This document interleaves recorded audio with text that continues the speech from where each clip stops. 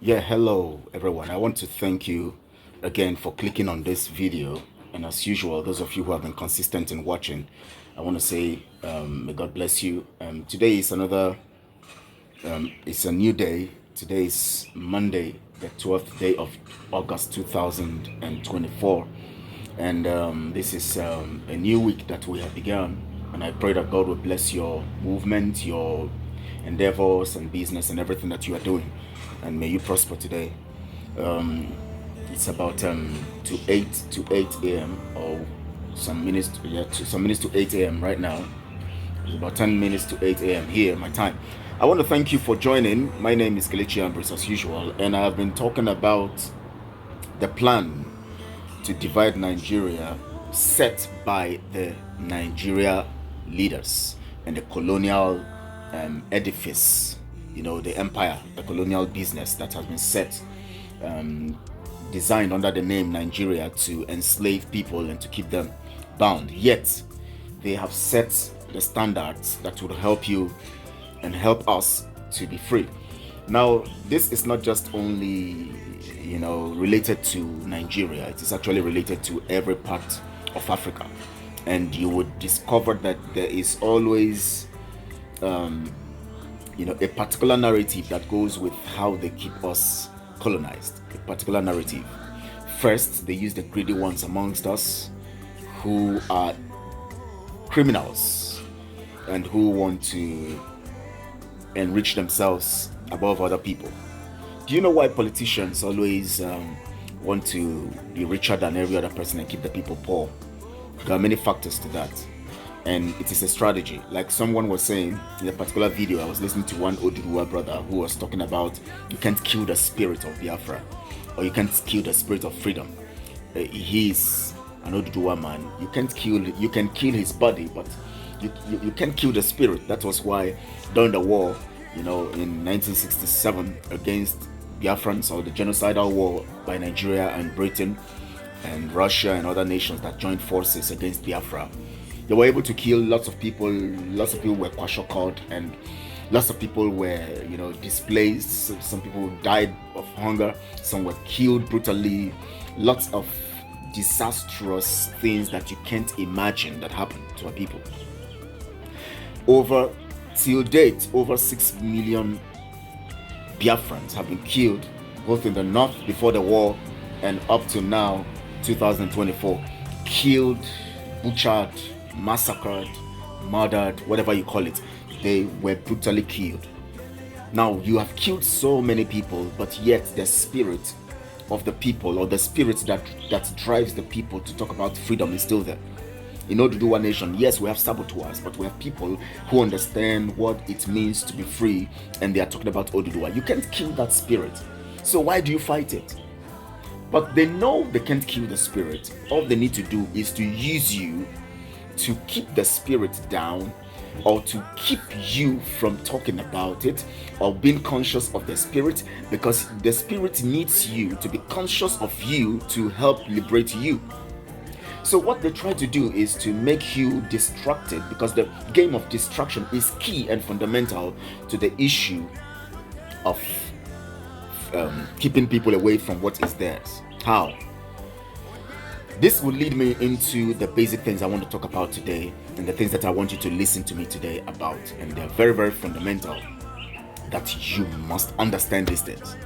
And except you take cognizance of this stuff and we begin to realize these things, and then we begin to work together to see that these things become very, very a part of us, part of our thinking, our reasoning, our movement, our plans, our programs. Understanding the basics of this stuff, we would continue to be distracted by these people.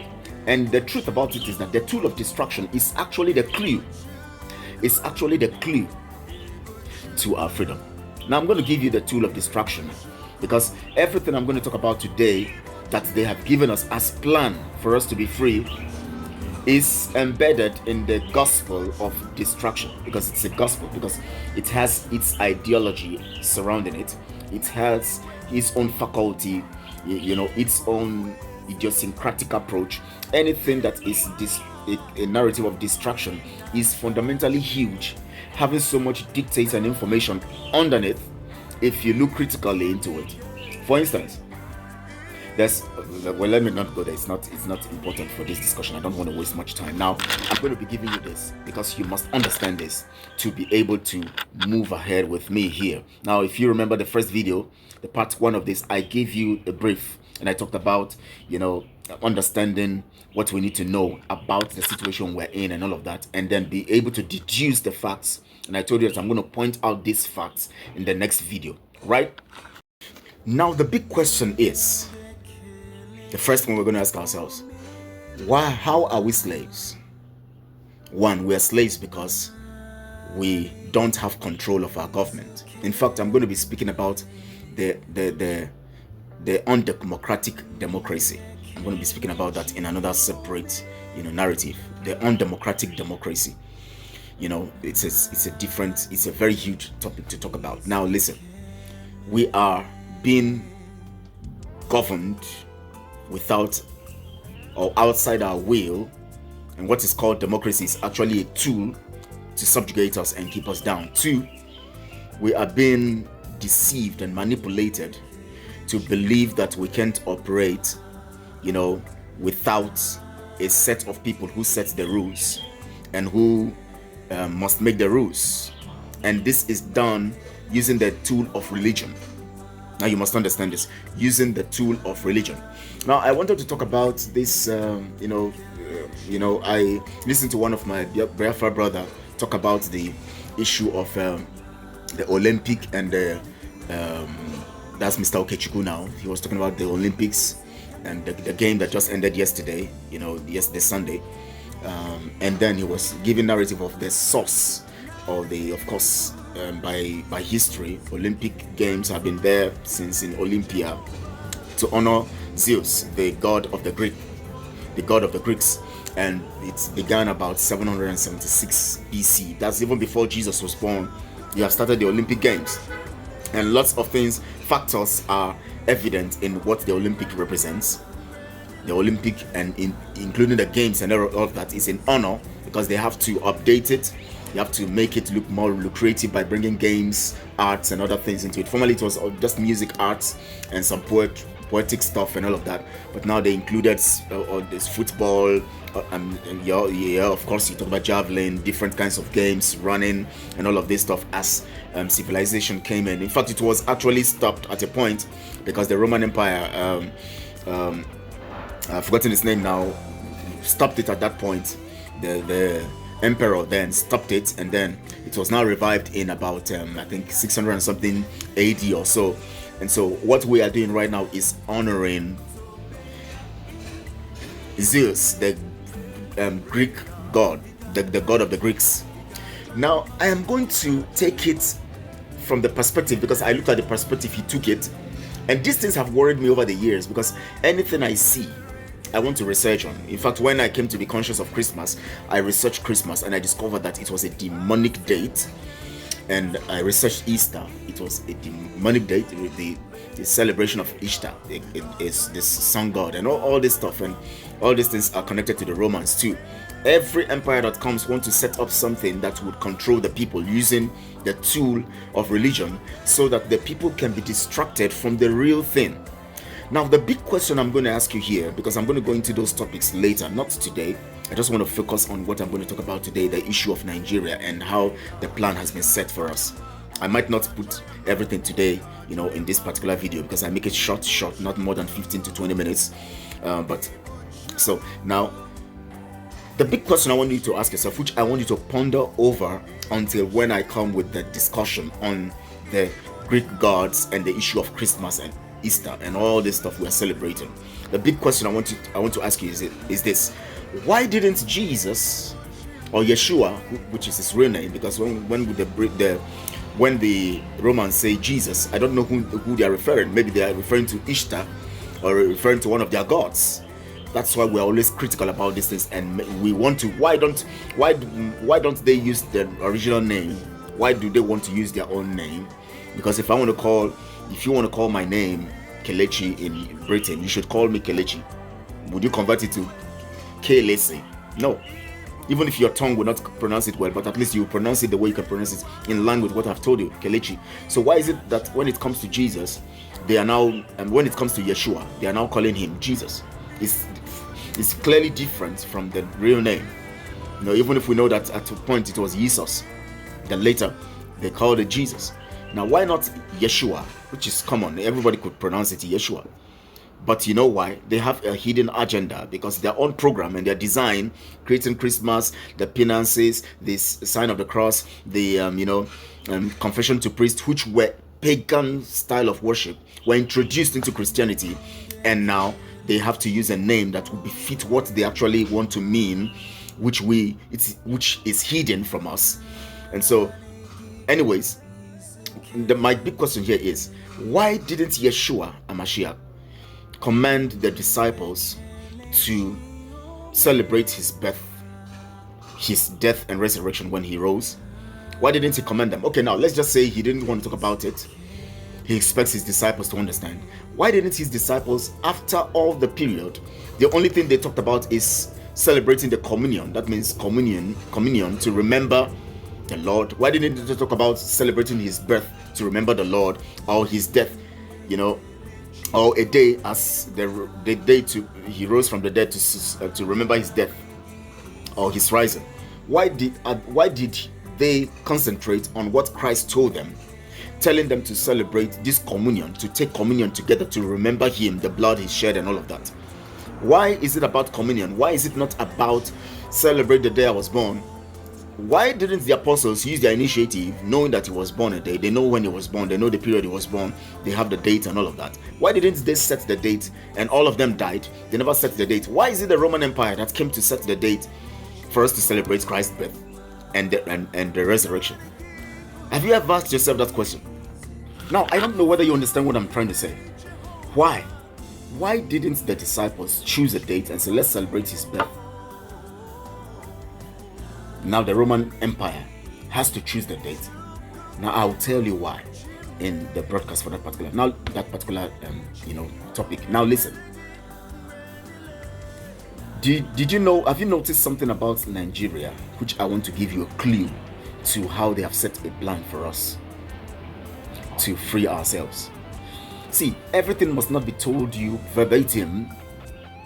This is what we have said, you can do this to free yourself. No, they give you clue. Every slave master gives you clue on how you can free yourself. First, why do they want to keep you away from yourselves, from loving each other? That is a clue. That means whenever you are not loving each other, you are actually going to fight each other against whatever ideas and all that things that you're going to bring together. You won't agree on it, because you will feel that, well, I don't agree with him, so I cannot join him in anything he's doing, and whatever he's doing, it will take him above me, so I have to keep him down. Let's all be down. And then you prefer the enemy to your friend or to your brother. You even prefer to partner with the enemy against your brother, because they make you understand what is dividing you. You are not from the same tribe and tongue. Now listen, we know that Nigeria is not a nation because we don't have common ties. What a nation means is that you have common ties. That means there are things that are fundamental that bind the two of you. Language, culture, basically culture. Culture has us every other thing. So the culture is what binds people and forms the essence of their constitution, so that they could live as a nation in harmony. And even if they would have quarrels and fight, it would be on things that they could easily resolve, not on things that cannot be resolved, like culture. There's no way you can resolve the issue of culture between the Igbo people and Oduduwa people. There's no way. It's different. You can't say, let's cancel your culture and take your culture, or cancel that and take that. No. Now, this is what they do. Whenever you come out to protest, to make a protest against their bad governance, control over you, or the policies they set through colonial medium, to put you under subjugation and continue to make you poor, they suddenly introduce the narrative of tribal and religious sentiments. Why? Ask yourself that question. What they're telling you is that you are actually not the same. You're not supposed to be together. But we will not talk about it because we need you to continue to be ignorant about you going your way to become better. Because when you go your way to be better, you would govern yourselves in a way that will fit your culture, and which will be more profitable. Because if it is cultural, according to your culture, which pronounces your religion, you can easily allow development because it is everybody's interest. But suddenly, whenever you talk about protest, the next thing they do, they set their men who now come to remind you that you are not the same. Now, they are reminding you that you are not the same so that you could fight against the protest, not to let you understand that that is the truth about you having your own nation. That's the first point. So now, that is a clue. That is a plan they have set. Now, that plan reminds you, oh, if we can understand that we are not the same, then we should be able to put down the templates to free ourselves so that we can go our different ways and set our constitution according to our culture. Because every nation has a culture that governs all the tribes. They are similar. Their cultural disposition is similar. So it is easier for them to put up constitution that would balance their cultural idiosyncrasies and also their religious sentiments. It is easier. It is difficult for you to put up a constitution that will fit you and the Fulanis. It is not possible. How? Then why are you together? Because your constitution would not want you to cut somebody's hand or amputate somebody or cut off somebody's leg or flog somebody's 100 lashes or whatever they do, or to behead somebody. Your culture does not admit it. It is abomination in Biafra nation, in Oduduwa nation. But in the Fulani Islamic cultural makeup, it is part of their system. So when they come to your land, they want to force you to change your culture and hold on to their own narrative. Why? Ask yourself, why then do you insist on being together when you know that this is a very dangerous narrative to your own existence as a people with culture? But they don't talk about it. The politicians don't talk about it. They don't want you to reason that way. But as soon as you say you want to protest against them regarding bad governance, they now bring up that sentiment. Now ask yourself the question, why do they bring up the sentiment during the times that we want to protest? Why don't they bring it up when we are discussing issues that concerns us as a people? So that we can look at it. Now we have this, we are different here. What do? They don't bring it up. Oh no, we are not the same. You remember, you are Oduduwa, you are Hausa, you are Fulani, you are Biafra. So our culture is different. Why not we can have a confederation, or maybe everybody go their way, develop your nations who can still relate. If I feel like coming to your land, I come to your land. Why don't they reason that way? Ask yourself the question. They only want to make you reason that way when you are already hot in your blood, you're angry. When you're talking about protest, they now incite somebody else. That person will now say, you are not part of my nation. We must also protest, Igbo must go. We must also protest, Oduduwa must go. We must protest, Hausa must go. They now use it as a way of making you disagree on the issue of the protest meant for bad governance. Why? Because they have already told you and given you the clue. They only told you that, remember, you are not the same. So what you should be fighting for is to have your nation. That is the wise thing to do, but you're not seeing it. You're only seeing it in the light of, hey, they said Igbo must go. We are one Nigeria must remain. Whereas, there's nothing like one Nigeria. What is one about you and Fulani? What is one about you and Oduduwa? You're not one.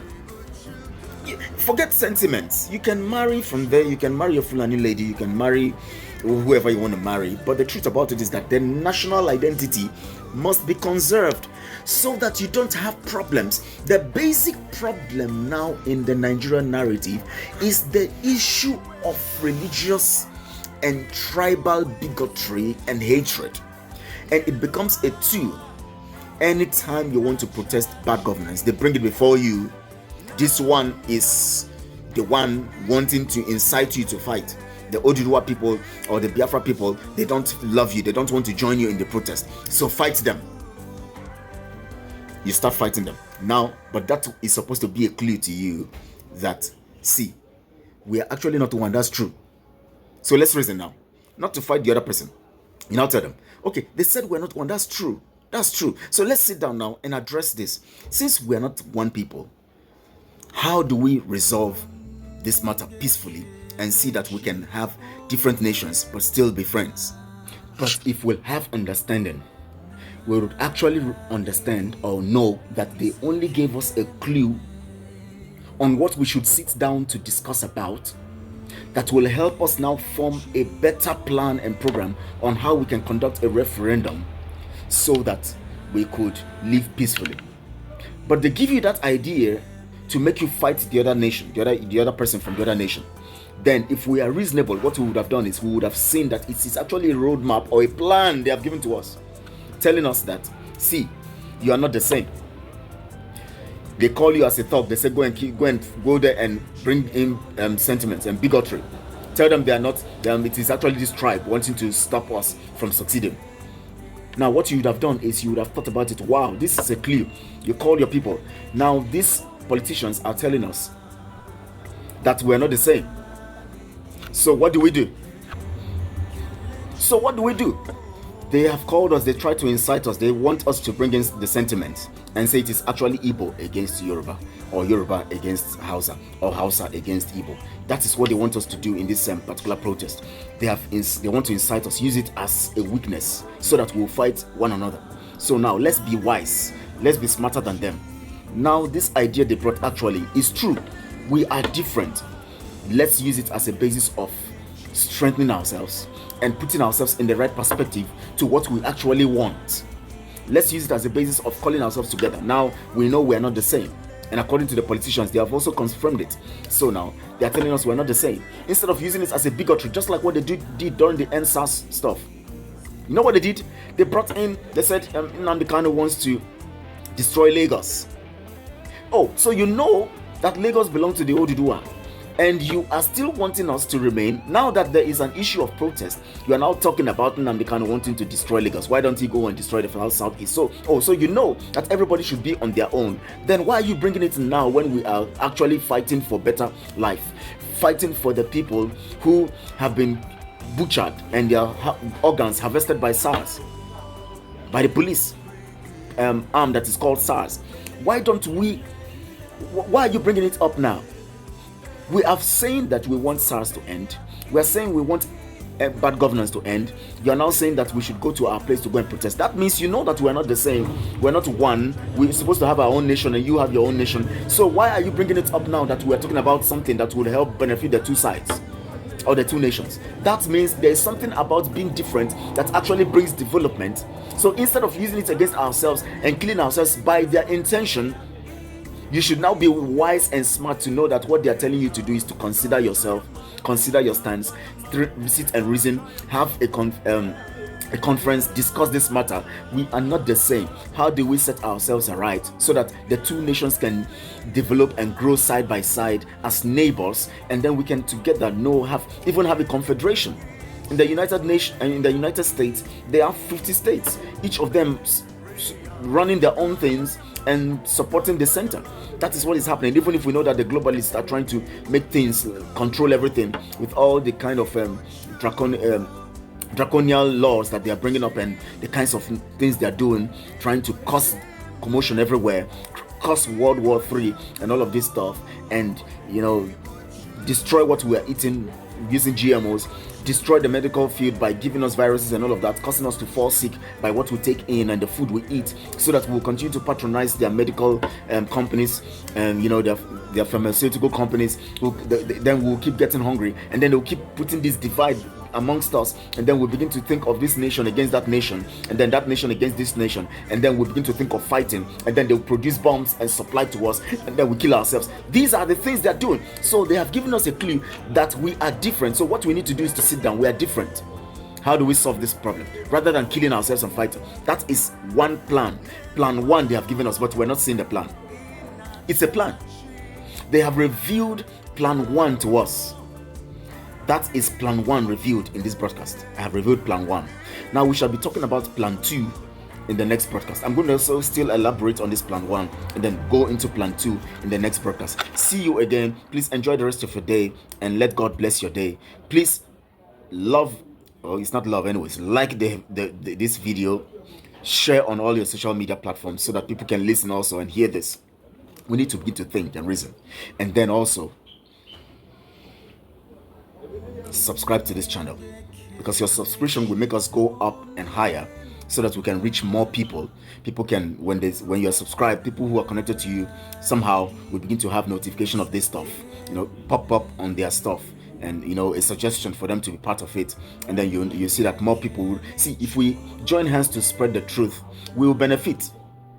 I'm not telling you to subscribe because I want to use you to build the channel or whatever, but we need to propagate the gospel everywhere as much as the channel grows. That is not the real intention, even if it will help the channel to grow, but we still need to propagate the gospel by growing the channel so that people can hear the truth. You can imagine all these bigots who are saying different nonsense everywhere, talking about Igbo must go and all of that stuff. If all of us have the knowledge that this sentiment of Igbo must go is actually a plan, it's a tool in our hands to sit down to discuss, you'll discover that we will not even fight. We will tell them, wow, thank you for giving us that plan. That's a roadmap you have given to us. So we have to sit down and discuss this matter. We are not the same.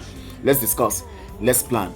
How do we have either a confederacy, or how do we go our ways so that you can be growing, we'll be supporting one another. What you need from me, I give you. What I need from you, you give me. And then we grow together. And then I can marry from your place, you marry from my place. There's no problems. We can have businesses anywhere. It is easier to settle, identifying, be conscious of what makes our differences, and tell ourselves we are actually different. Let's sort it, and we can change it. Let's just talk about it. Let's discuss it. It is easier to have peace discussing your differences than you being incited by your differences by the enemies or by your enemies to use it against you. Instead of you now to think of the positive side of your differences, you're not thinking of the negative side of your differences. That is what the politicians want. That is what the colonial masters want, and that is what they use the politicians against us. And now, but we should understand that it is actually the politicians giving us a roadmap to how we can free ourselves. This is roadmap number one. See you again on roadmap number two. Kelechi omema nanegi izukeme